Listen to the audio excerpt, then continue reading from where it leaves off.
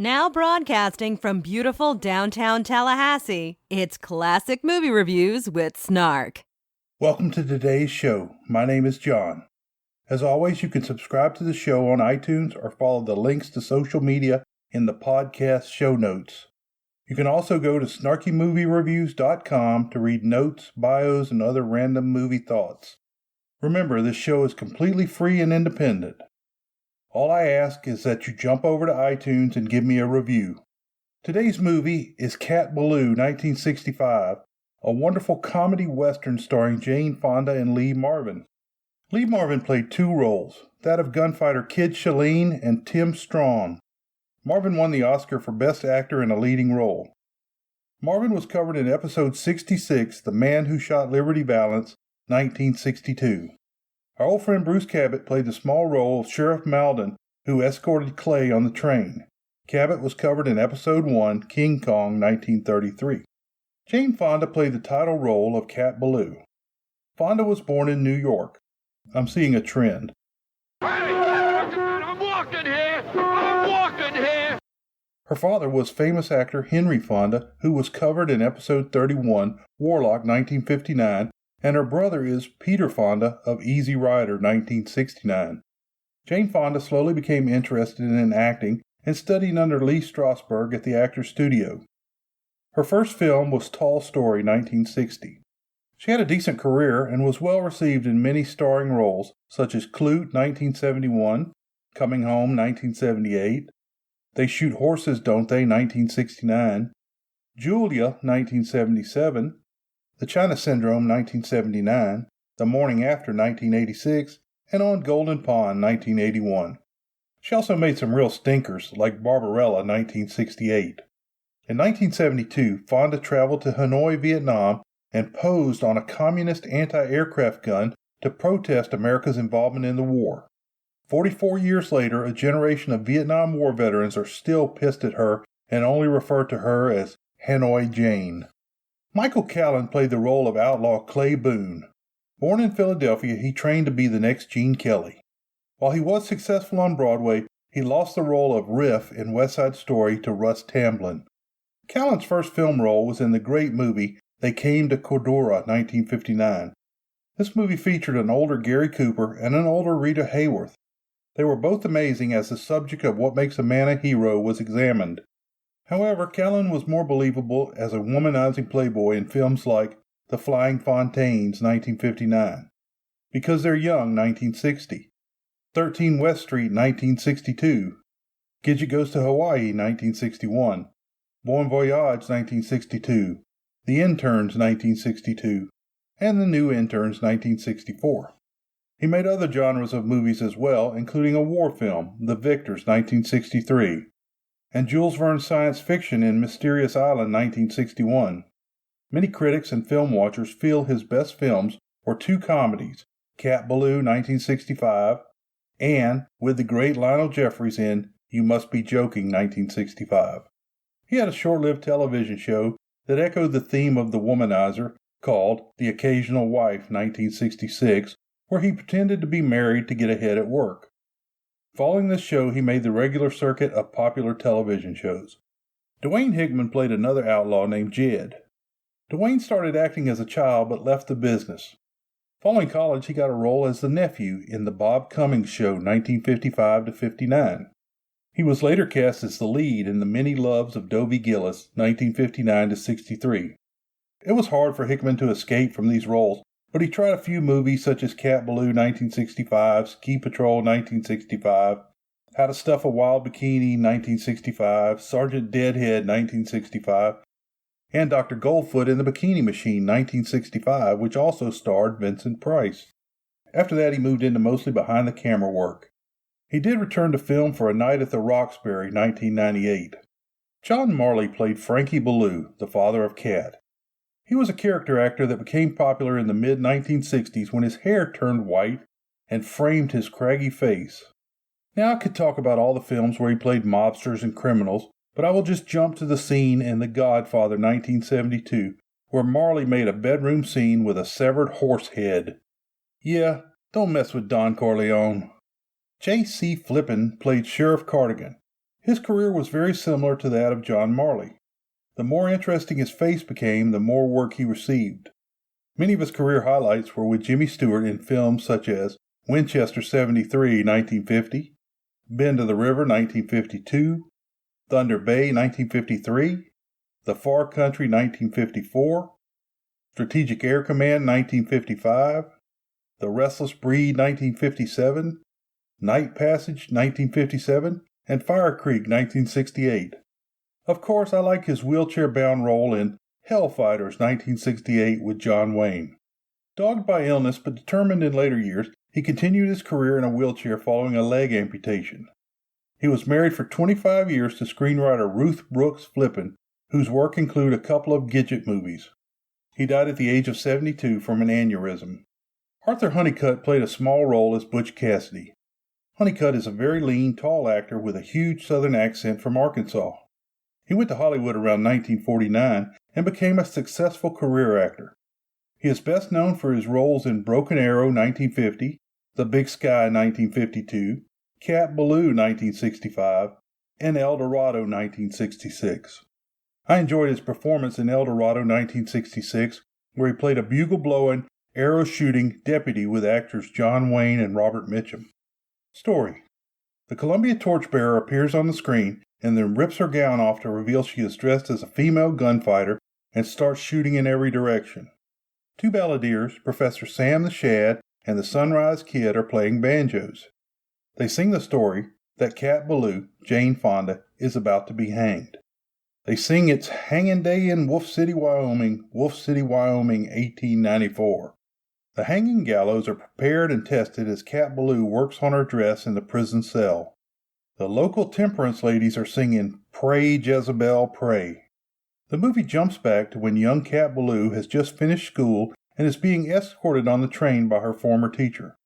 Young Cat is getting a lot of attention from the men on the train, so her escort finds a nice clean man for her to sit with. In fact, the man is criminal Clay Boone, Michael Callan, and he is handcuffed to Sheriff Malden, Bruce Cabot. The escort finds a young preacher and leaves Cat Ballou in his company. When Cat introduces herself, the preacher replies, "I'm drunk as a skunk." As the conversation continues, the preacher takes the book of poetry Cat is reading, and inside is a book about the gunfighter Kid Shelleen and the massacre of Whiskey Slide. Shortly after, the conductor comes by and takes Cat to her berth. The preacher goes to the bathroom where the sheriff has Clay Boone handcuffed to the sink. The preacher goes through some verses, but the sheriff keeps interrupting his mini-sermon. Yeah. Hallelujah, brother, I'm here to comfort the sinner and return the stray lamb to the fold. Let him who's troubled. You got a match?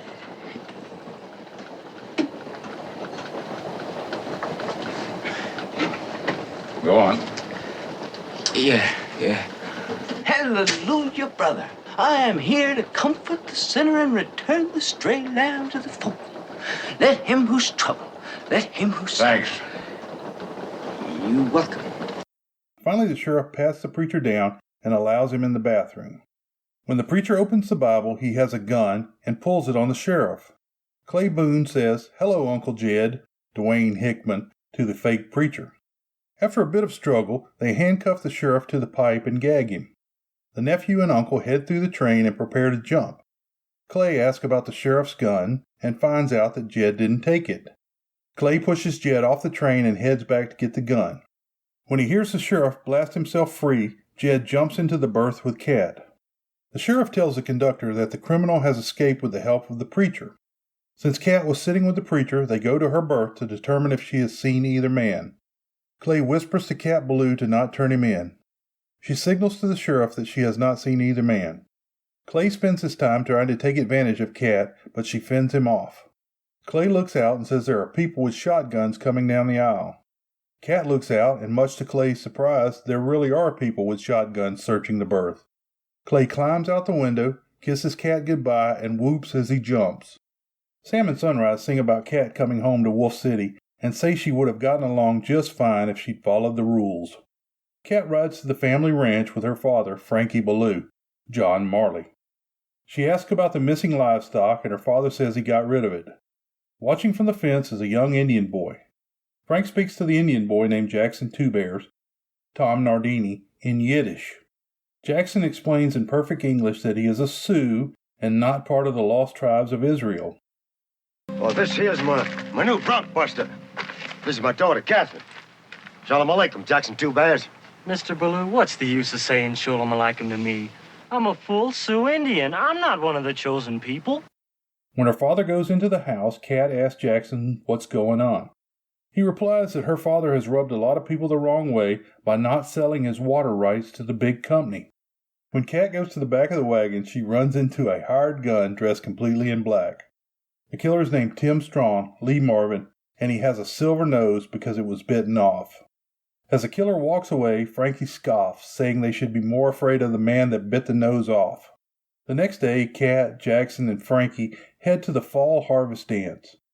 At the dance, Frankie dances with Cat and finally twirls her into a table where Sheriff Cardigan, J.C. Flippin, is playing. Well, now there's a game for a sheriff. Liar's poker. We got our unemployed off the streets and made Wolf City safe all in one brilliant stroke. They grabbed Ed Cardigan for sheriff. Oh, he's good. He's too lazy to steal and too dumb. Hello! Frankie asks why the sheriff hasn't done anything about the manure poisoning of his well. Cat asks the same thing and gets mad when the sheriff blows her off. Cat goes to Jackson to complain about the treatment, and when she asks what to do, he says, "They got a gunfighter, you get a gunfighter." He tells her Kid Shelleen is real and they can write to him. They then join the square dance as Sam and Sunrise call. Right away, a group of cowboys are mad about Cat dancing with an Indian. As she dances, Cat comes face to face with Clay Boone and later Uncle Jed. She asks Clay if he has a gun, and when he says yes, she invites him home. Of course, they both have different ideas. A fight between Jackson and the cowboys breaks out, and the entire town joins in except for Clay and Jed, who try to sneak out without getting hit. In the morning, Frankie drives the buckboard with Cat, Jackson, Clay, and Jed back to the ranch. They put Frankie to bed on the couch and send Clay and Jed to the barn. As Cat prepares for bed, Clay watches from under the covers. When she gets in bed, he puts the moves on her, but is sternly rebuffed. She tells about the problem, and Clay says, "Hire a gunfighter." As they talk, Jed comes to the window, and Cat asks him to help. They agree to stay, but admit they have never shot a man and don't want trouble. In despair, Cat sees the Kid Shelleen novel and sits down to write a letter asking for help. Sometime later, Cat and Jackson wait for the stage while Sam and Sunrise sing about the killer that is arriving. They watch the passengers get out, but no Kid Shelleen. The stage driver opens the back luggage compartment, and out falls the passed-out drunk, rag-wearing, unkempt Kid Shelleen, Lee Marvin. They load him into the buckboard and head for the ranch. After the kid sobers up for a couple hours, Frankie hangs a slat on the barn to see what Cat got for the $50 she sent Shelleen. It turns out that the kid doesn't have a gun because he hocked it for booze. Well, what's holding you up? No gun. All right, go get it. I hocked it, I think. St. Louis? Clay gives him a gun, and the kid fires at the target, missing the whole barn and hitting the weather vane. He did it. He missed the barn. They give him some whiskey, and he shoots the target and some cans. He throws the bottle up, and when he draws, he rips his pants off. Even though everyone is disappointed, the kid says he will stay and earn the money he has been paid. As the kid and Jackson head to the barn, the kid seems shocked to learn that he is facing Tim Strawn. Cat asks Jackson, Jed, and Clay to keep an eye on her father. They follow him around like the Three Stooges trying to get through a door. Outside, he tells them that Cat sees things like her mother used to see moon men coming down the walls at night. She's crazy, I tell you. Always has been. She sees things. Her mother was like that. In the middle of the night, she see moon men creeping down the walls. He faces the 4 cardinal directions, saying there is no one here to harm him. Just then, a shot rings out and he falls dead. Tim Strawn holds the rifle on the other 3 and makes them drop their gun belts before he rides away. Cat follows him into town and accuses him of murder. The sheriff and his crew provide the alibi for Strawn. Cat grabs a gun and fires some wild shots. She vows they will never make her cry. The quartet head back as Sam and Sundown sing about how cold Cat's heart is becoming. When they get back to the farm, the undertakers have already prepared Frankie, and there are signs that say the property belongs to the Wolfe County Development Corporation. They say she has to leave the property by morning, and she says she will, but Wolf City will pay a price. Jed and Clay decide that Cat can go with them to the hole-in-the-wall, legendary hideout of Butch Cassidy and the Sundance Kid. About this time, the Kid bursts in and says he's ready to defend Frankie. They point out the candles on the casket, and the Kid sings Happy Birthday before blowing them out. Yeah, I'm loaded for a bear. Let him come. Anybody want to try on Frankie Ballou, gotta take Kid Shelleen. Mr. Shelleen, don't you see what's going on? Happy birthday to you. The 5 outcasts head out, 4 on horse, and the Kid being drug on a travois, the 2-poled sled that Plains Indians use to haul loads behind a single horse. Jackson feeds him liquor, and Sam and Sundown sing about Cat's revenge. When they get to the hole-in-the-wall, it is more like a family town, but the men all have their guns at ready. When they stop outside the saloon, the Kid sniffs and wakes up. When the Kid gets into the bar, he sees his old friend, Butch Cassidy, Arthur Honeycutt. They commiserate about the past and how their time is over. Shelleen! Think of that, Hedda! It's Shelleen! Cassidy, what happened to you? Oh, cavalry, Pinkertons. The West has changed. For us, business is lousy. If we all didn't have a price on our heads, we'd get out of this hole. He still won't give the Kid a free drink. The boys talk about becoming cattle rustlers again, while the Kid tries to get a drink. Cat reads the paper and decides she wants to rob the Wolf City train. The gang doesn't want to go along, but Cat pitches a fit and they agree to help. The Kid is somewhat motivated because they will use the plan out of his book. Jed is riding on the train and goes back to where an Englishman is taking a bath. Jed says he is looking for the baggage car. He then climbs on the roof and disconnects the locomotive. Cat is in the baggage car crying over a coffin to keep the train staff from hearing the footsteps. Jackson and the Kid ride down with the spare horses. Clay pops out of the coffin. The train employee refuses to open the safe until the Kid shoots his hat off. What's wrong? He won't open the safe, says he'd rather die. Is that right, mister? Yeah. 7 left, 26 right, 14 left. It seems that there is over $50,000 in the safe. They agree to ride out in separate directions and meet back at the hole-in-the-wall. Cat rides out, and Clay follows her, and Jed follows him. The Kid finishes his whiskey and half falls off his horse as he rides in the other direction, followed by Jackson. Sam and Sundown sing about how cold Cat is as she goes on her train-robbing spree. The train stops at the town and the sheriff forms a posse. In high speed, they chase the Kid and Jackson, splitting up and sometimes exchanging leads with the posse. Finally, the Kid and Jackson make it back to the hole-in-the-wall. The others have not made it back, and when they do, the Kid gets jealous of Cat's time. When Butch Cassidy finds out that the money is from the Wolf City development, he fears that the town will turn on the hole-in-the-wall. Cat goes outside because the gang is fighting. Clay follows her and tries to get her to leave with him for St. Louis. When Cat says she is in love, Clay backs away and leaves. Jackson comes out and promises to stay with Cat before he walks away also. When Cat is alone, Tim Strawn rides up and tells her that Sir Harry wants his money back, and if she was a man, he would kill her. Sir Harry wants his money fast. If you wasn't a girl, I'd split you like a chicken. As he rides away, Cat screams and the others come running. Jed and Jackson console Cat, but the Kid just stares as Strawn rides away.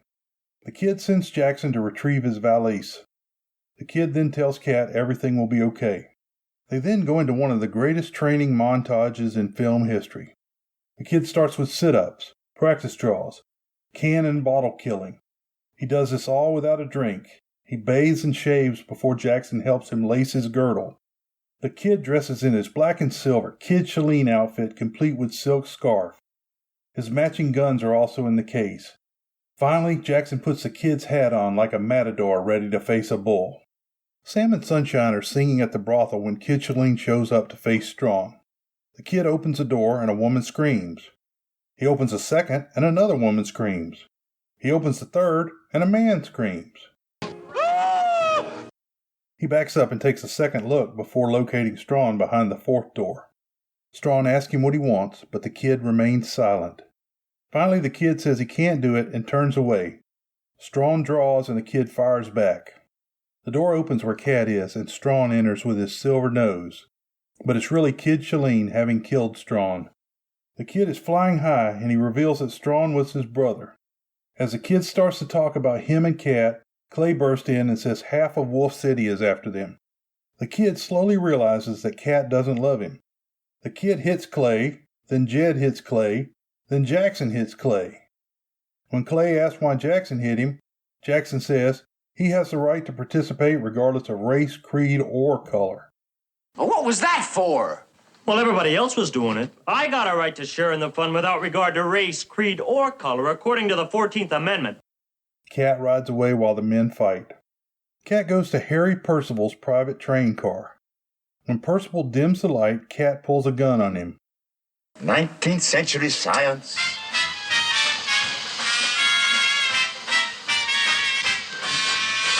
Stone Age atmosphere. Caveman passion. She then says she is Catherine Ballou, Frankie's daughter. She demands he sign a confession. He dives for the gun, and she shoots and kills him. We are now back to where we started, with Cat working on her dress in the cell. The sheriff happily announces it's time to be hanged. Without Percival, the town has no jobs. Just when it seems like the end is near, Cat hears Jed preaching. You took the bread out of half of the mallows of Wolf City. You haven't got a friend in the world. You ready, Reverend? Hallelujah, brothers! Jackson is dressed like an undertaker. He goes to find the kid in the alley. The kid and his horse have fallen off the wagon. The horse has his legs crossed and is leaning against the wall as the kid sleeps in the saddle, leaning against the same wall. Kid! Oh, kid, what a time for you to fall off the wagon. Look at your eyes. What's wrong with my eyes? Well, they're red. Bloodshot. You ought to see them from my side. Cat walks through the jeering town folks, and they place the noose around her neck. Clay is hiding in the coffin in the hearse below. When they drop the floor, Jed pulls a straight razor from the Bible and cuts the rope. Cat falls into the arms of Clay, and Jed jumps down onto the hearse. As they speed away, the kid and his drunk horse ride out to provide cover. He is so drunk and falling off his horse that his shots go wild, bringing down a banner and stampeding a beer wagon. Between the beer and the banners, the pursuers are stopped. Sam and Sunrise sing that where Cat rode off to is a mystery, but that she made history and that her legend continues to grow. The hearse rides across the plains with Cat and Clay kissing in the back, Jackson and Jed up top with the kid halfway off his horse following along. Sam and Sunrise sing about Cat becoming a mystery. Notes: the horse trainer didn't think he could train the horse to cross its legs. After training with sugar cubes for less than an hour, the horse got it. Lee Marvin, when he received his Oscar for this film, thanked the horse. World-famous short summary: girl chooses between 3 men. If you enjoyed this week's show, please tell your friends, and if you really want to help, drop over to iTunes to give me a review. If you want to comment, recommend a movie, or just say hi, follow the links in the show note to my site. Beware the Moors.